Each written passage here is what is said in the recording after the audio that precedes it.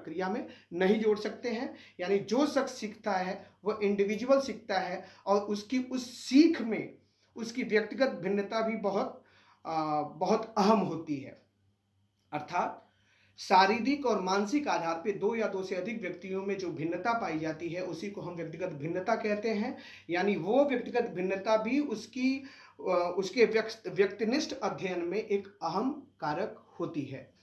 तीसरा पॉइंट, इसमें जो शिक्षण व्यवहार से संबंधित प्रतिपुष्टि है, अर्थात जो छात्राध्यापक ज्ञान अर्जन कर रहा होता है, जो सीख रहा होता है किसी कौशल विशेष को, उस कौशल विशेष से संबंधित उसके शिक्षण कला में जो अच्छाइयाँ हैं या जो खामियां हैं, जो कमियां हैं, उन सब के बारे में तत्काल उसके किसी सहपाठी के द्वारा या जो भी पर्यवेक्षक होता है उसके द्वारा प्रतिपुष्टि प्रदान की जाती है।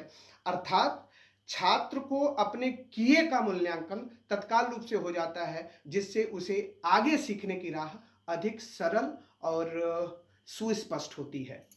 अगला पॉइंट, कक्षा के आकार को इंगित किया गया है। यानी जो सूक्ष्म शिक्षण होता है उसमें कक्षा का आकार बहुत छोटा होता है, कमोवेश 5 से 10 छात्र ही उस कक्षा में होते हैं।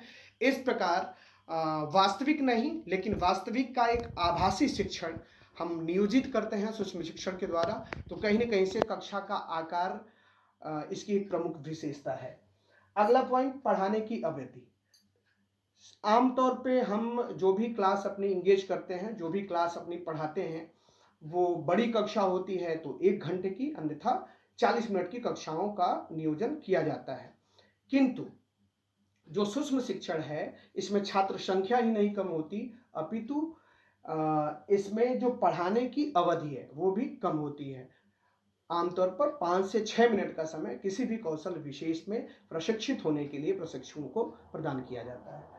अगला पॉइंट, जो प्रकरण का आकार है, अर्थात जिस विषय वस्तु को छात्र को पढ़ाया जाना है उसका जो शीर्षक हम निर्धारित करते हैं उसका आकार भी छोटा होता है। क्यों?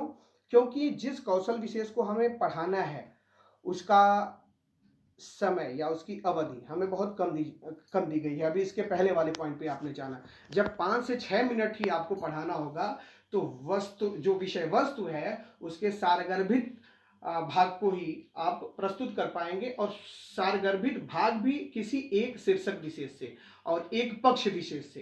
तो जैसे आपको मुगलकालीन शासन पढ़ाना है तो मुगलकालीन शासन में आपको प्रस्तावना कौशल के ढंग से अगर काम करना है